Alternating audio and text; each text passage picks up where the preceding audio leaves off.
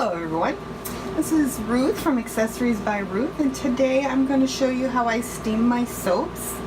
I have these oval ones here, and I don't know how much you can see, but there's a little unashy spot right here in the middle, so to me it looks very obvious. But we're also going to do a couple of my Jack Frost.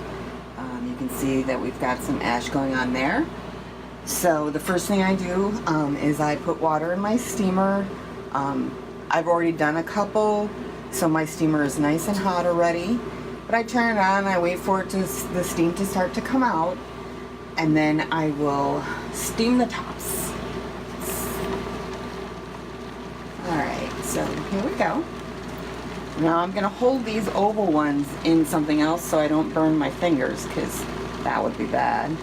And then for these I just let the steam come over the top. Like that, and slowly turn it so that other spots can get some steam on there.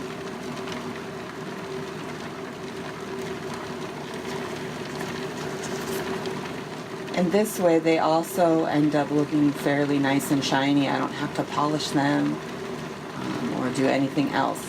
After this, after they dry, they'll get packaged. And these are my unscented, uncolored soaps. They have colloidal oatmeal in there. They are fantastic. Both me and my husband use them. So here we're just about finished. We got this little spot, but that's how that one looks.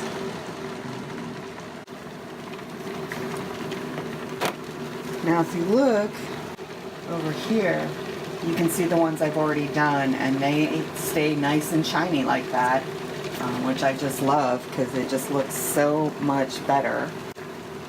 So here on our Jack Frost, I can just hold these and just put it right in front. Sometimes I'll lay them all down on the edge of my table and steam them that way. And then looks much better. Let's see, really.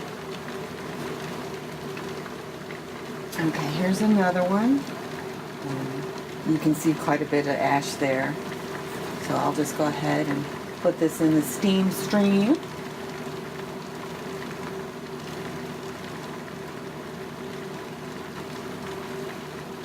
And there. The ash is gone.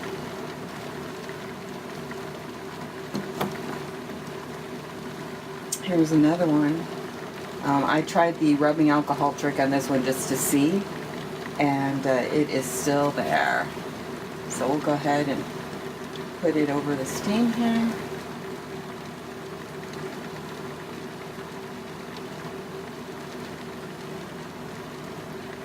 And there.